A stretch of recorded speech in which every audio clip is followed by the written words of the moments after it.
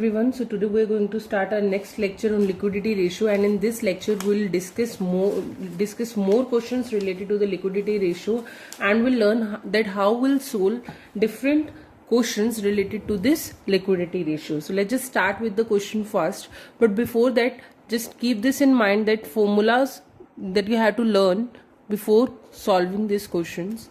First one is the total debt. Total debt is equals to long term dates plus current liabilities. आपका जो total date होता है वो क्या होता है, आपकी लॉन्ग टर्म डेट्स, जो भी आपके लॉन्ग टर्म डेट्स होते हैं, प्लस आपकी करंट लाइबिलिटीज, जितनी भी आपकी करंट लाइबिलिटीज होती हैं वो सारे आपके क्या हैं, टोटल डेट्स हैं. उसके बाद करंट एसेट. करंट एसेट्स क्या होती हैं, हमारी working capital plus current liability. ये हमारा ये फॉर्मूला हमने पहले भी किया हुआ है हमारे +1 स्टैंडर्ड के अंदर, that current assets is equals to current liabilities plus working capital. So let's just start with the question first. Calculate the current ratio where the working capital is equals to 45,000, total debt is equals to 1 lakh and long term debt is equals to 70,000. Now you have to calculate the current assets and current liabilities first. So let's just start with the question here. First calculate the current assets. Current assets हम किस तरह से calculate करेंगे? Current assets is equals to working capital plus current liability. उसके लिए हमें क्या चाहिए, करंट लाइबिलिटीज चाहिए. तो करंट लाइबिलिटीज को फाइंड आउट करने के लिए हम क्या करेंगे, current liabilities is equals to total debt minus long term debts. अब हमारे टोटल डेट्स जो है वो कितनी है, 1 lakh, और लॉन्ग टर्म डेट्स जो है वो कितने हैं, 70,000. इट मीन्स हमारे जो करंट लाइबिलिटीज हैं वो कितनी हैं, 30,000. अब आपने इसी तरह से करंट एसेट्स कैलकुलेट करनी है. करंट एसेट्स कैलकुलेट करने के लिए आपने क्या करना है, working capital that is 45,000 plus current liabilities. Current liabilities हमारी कितनी है, 30,000. तो 45,000 प्लस 30,000 इज इक्वल्स टू 75,000. अब यहाँ से हमें करंट एसेट्स भी मिल गई है और करंट लाइबिलिटीज भी मिल गई है. Now you have to calculate the current ratio. Current ratio का जो फॉर्मूला है वो क्या होता है, current assets divided by current liabilities. Current assets हमारी कितनी है, 75,000 डिवाइडेड बाय 30,000.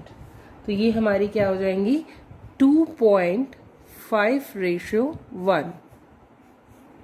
ये हमारा क्या आ जाएंगी, करंट रेशियो आ जाएगी. Let's just start the second question now. Now here you have to calculate the current ratio. Here it is given to you that working capital is equals to 6,30,000. Inventory 4 lakh की है जिसमें हमारे loose tools भी हैं, और current assets जो है हमारे 8,40,000 की हैं.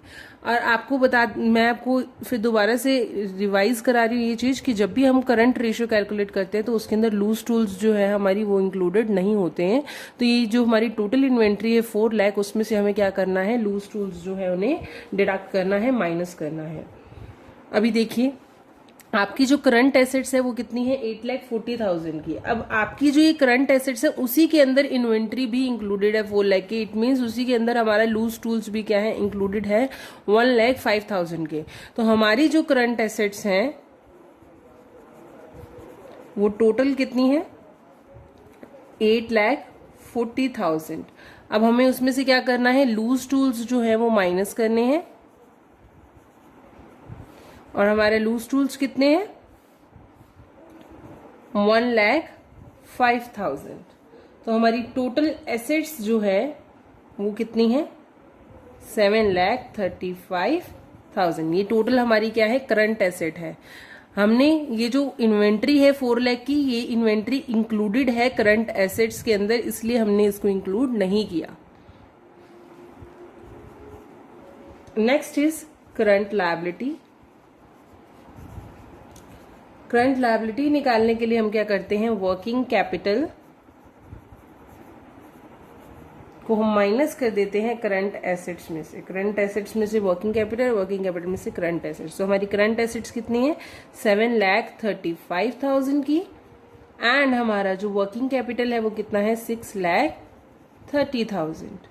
तो हमारी टोटल जो करंट लायबिलिटीज जो हैं वो आ रही हैं 1,05,000 की।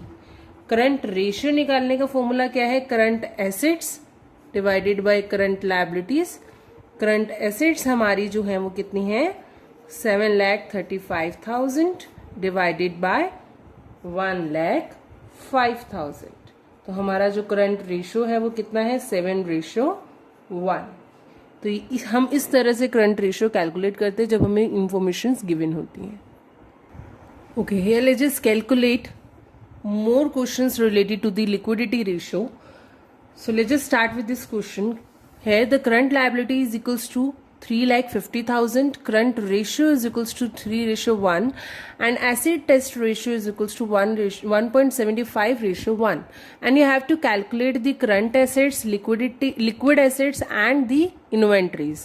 And for calculating the current assets, you know that we have the formula, that is current ratio is equals to current assets divided by current liabilities.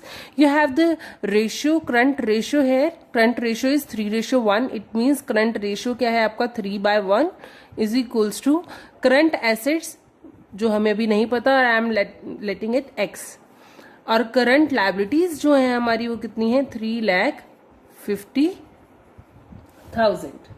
Now you have to calculate the current assets according to the given data to you. अब आप क्या करेंगे, इसको cross multiply कर देंगे। Cross multiply करने के बाद x is equals to 3 into 3,50,000. Now the current assets is equals to 10,50,000.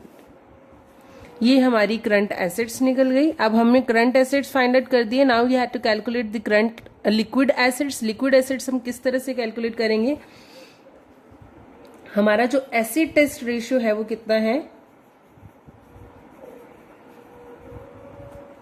It is 1.75:1, and हमारी current liabilities as you know, हम इसको इसी तरह से कैलकुलेट करेंगे, 1.75 divided by 1 is equals to liquid assets which is not given to us, इसको हम एक्सलेट करेंगे, एंड आर करंट लायबिलिटीज जो कि हमारी कितनी है, 3,50,000 की है। Now here you have to again do the cross multiplication. Cross multiplication करेंगे तो हमारी जो लिक्विड एसेट्स हैं जिनको हमने एक्स लेट किया है उसकी वैल्यू क्या आ जाएगी, 3,50,000 into 1.75 is 6,125,000. And now you have to calculate the inventories. Inventories calculate करने के लिए हमें क्या करते हैं, हमारी जो करंट एसेट्स होती हैं उसमें से हम अपनी लिक्विडिटी एसेट्स को हम माइनस कर देते हैं। तो हमारी करंट एसेट्स कितनी है, 10,50,000 की, और जो हमारी लिक्विड एसेट्स कितनी है वो कितनी है, 6,12,500. सो हमारी इन्वेंट्री की वैल्यू कितनी आ जाएगी, 4,37,500. तो this is the A part. Now we have to calculate the B part also. B part के अंदर हमें क्या गिवन है, current assets is equals to 3,60,000, current ratio is equals to 2.5:1. Calculate the current assets, current liabilities, acid test ratio assuming the inventory is 26,000. अब हमें inventories की value दे रखी है, हमें करंट एसेट की वैल्यू दे रखी है, और हमें करंट रेशियो दे रखा है, and now we have to calculate the current liabilities here. तो वो हम किस तरह से कैलकुलेट करेंगे, as we know current ratio is equals to current assets divided by current liabilities.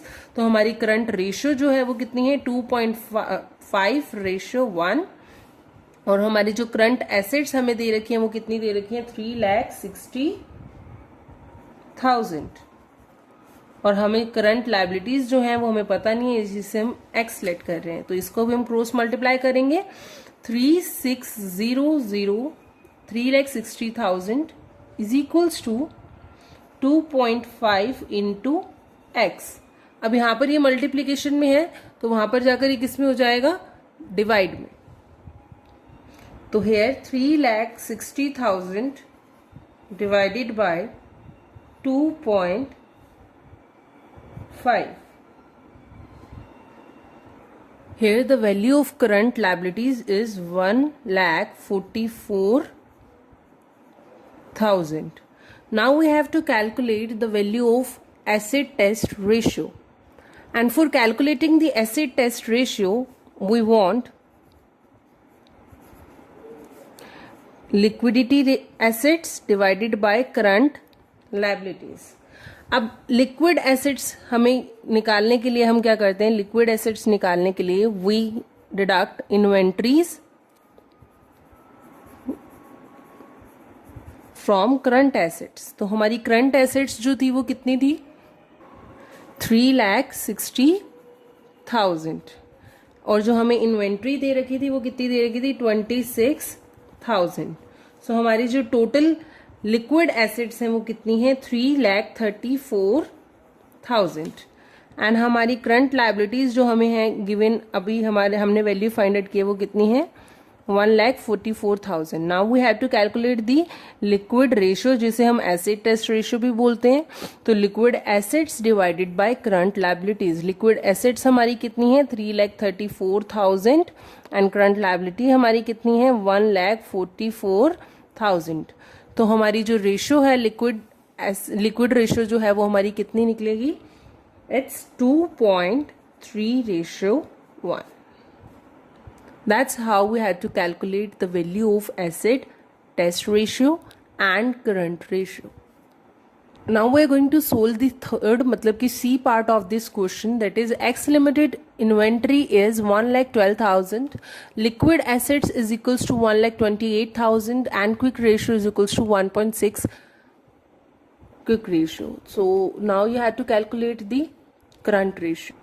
Here we have quick ratio, मतलब हमें क्विक रेशियो मिली हुई है यहाँ पर. तो वो क्विक रेशियो का फॉर्मूला क्या है, liquid assets divided by current liabilities. तो हमें क्विक रेशियो जो गिवन है वो क्या है, 1.6. और जो हमारी लिक्विड एसेट्स हैं वो हमें गिवन है 1,28,000. And here you have to calculate the value of current liabilities. So यहाँ पे हम क्या करेंगे, क्रॉस मल्टीप्लाई कर देंगे. तो हम 1,28,000 is equals to 1.6 into current liabilities. तो यहाँ पर 128,000 divided by 1.6 is equals to current liabilities. तो हमारी करंट लायबिलिटीज जो है उनका जो वैल्यू आएगा वो कितना आएगा, 80,000. And here this is current liabilities. Now you have to calculate the value of current assets. हमें लिक्विड एसेट्स गिवन है, वो लिक्विड एसेट्स जो है हमारी वो कितनी है, 1,28,000. अगर हम क्या करते हैं, इसमें हमारी इन्वेंट्रीज जो है उन्हें ऐड कर देंगे, दैट इज 1,12,000. तो हमारी क्या आ जाएंगी, करंट एसेट आ जाएंगी. करंट एसेट्स हमारी कितनी हो जाएंगी, total 2,40,000.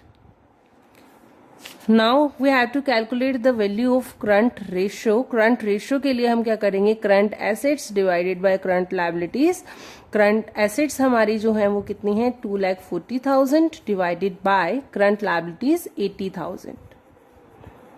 So here the ratio is 3:1. This is how you have to calculate the quick ratios, current ratios and liquid test ratios. ये आपने इस तरह से कैलकुलेट करनी है. तो ये यहाँ पर हमारा जो लिक्विडिटी रेशियो जो है उसका पोर्शन खत्म हुआ. नेक्स्ट लेक्चर में हम सोलवेंसी रेशियोज जो हैं उनके बारे में पढ़ेंगे. Thank you so much.